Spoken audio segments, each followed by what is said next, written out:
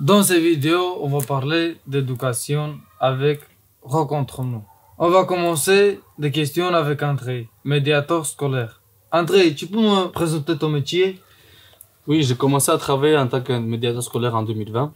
On a fait un point pour voir si tous les enfants allaient à l'école. Et en fait, tous les enfants qui étaient inscrits à l'école n'allaient pas à l'école et il y avait des enfants qui n'étaient pas inscrits. On a décidé de mettre en place trois objectifs plutôt.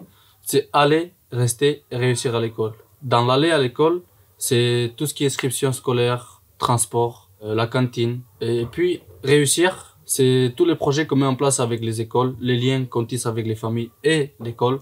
Par exemple, les projets qu'on met en place, théâtre, poésie, photo, c'est pour redonner le droit de rêver aux enfants. Alors, qu'est-ce que ça donne? En fait, ça fait 4 ans qu'on fait de la médiation scolaire avec l'association Rencontrons-nous. On accompagne 40 enfants. Les enfants, en fait, ils sont plus assidus à l'école. On a vu les progrès des élèves. Par exemple, ils progressent en français, en maths, même si on a encore quelques difficultés. Mais là où ça marche mieux, c'est où le partenariat, il est vraiment tissé et il est fort.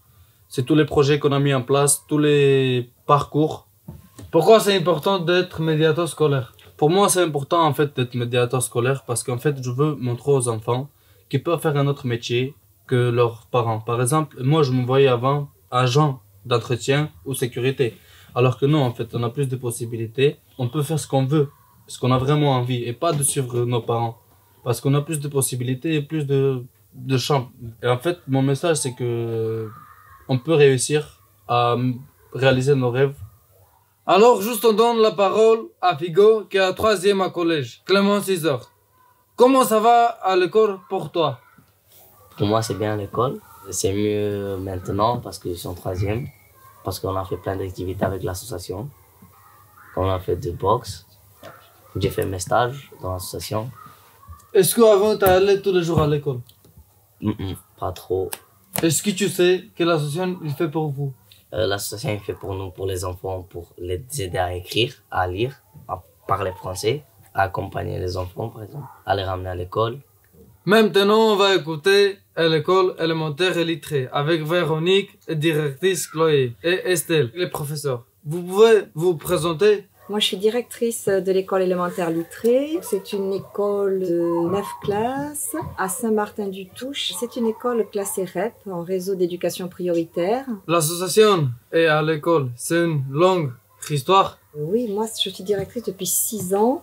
Et la majorité de l'équipe, nous sommes arrivés à peu près ensemble. On est ensemble depuis 5-6 ans. Donc, la première difficulté qu'on a rencontrée quand nous sommes arrivés, c'était l'absentéisme des élèves du campement de la Flambert. On a travaillé en lien étroit avec l'association dès le départ. Et par exemple, lors des inscriptions des élèves, moi je fais l'inscription automatiquement avec un médiateur de l'association. C'est un temps important où ce n'est pas simplement un temps administratif, c'est un temps également où on visite l'école, où on rencontre les différents partenaires de l'école. La présence du médiateur est essentielle, ça rassure les familles et ça permet également de traduire parfois parce qu'on a des familles qui ne parlent pas couramment français. Notre collaboration, elle intervient également pour gérer l'absentéisme. Il y a un net progrès sur cet absentéisme, mais pendant longtemps, il fallait relancer les familles et les contacter lorsque les élèves étaient absents. Je procédais comme avec les familles du campement de la Flambert, comme avec les autres familles, mais chaque fois, je contactais en même temps les médiateurs qui prenaient le relais auprès de ces familles.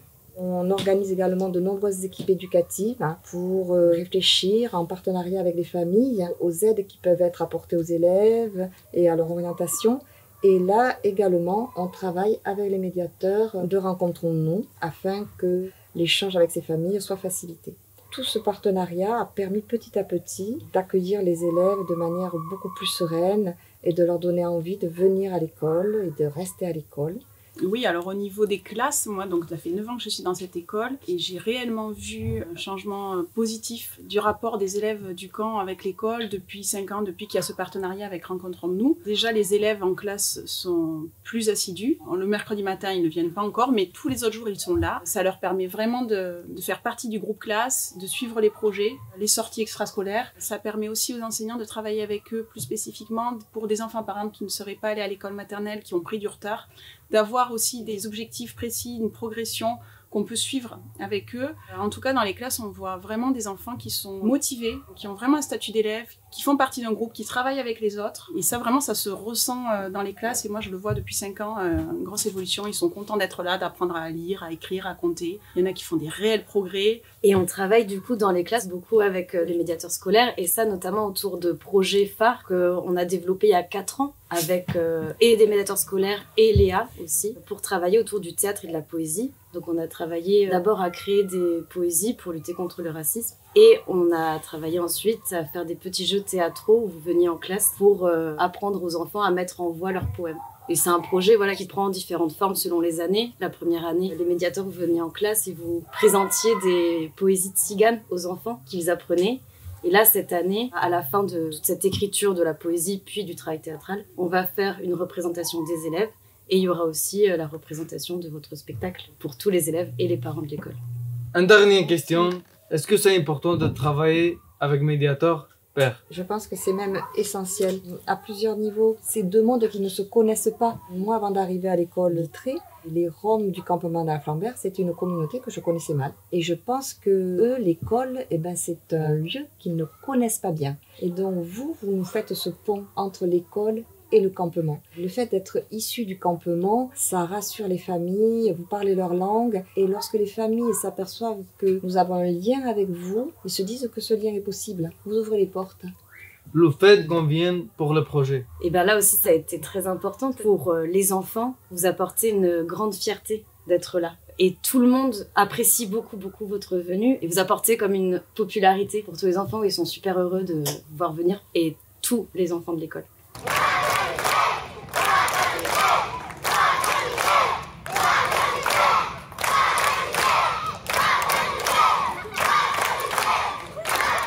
Un dernier mot. En fait, l'école fait partie de notre quotidien, et on a envie que les enfants réalisent leurs rêves et qu'ils réussissent dans leur vie.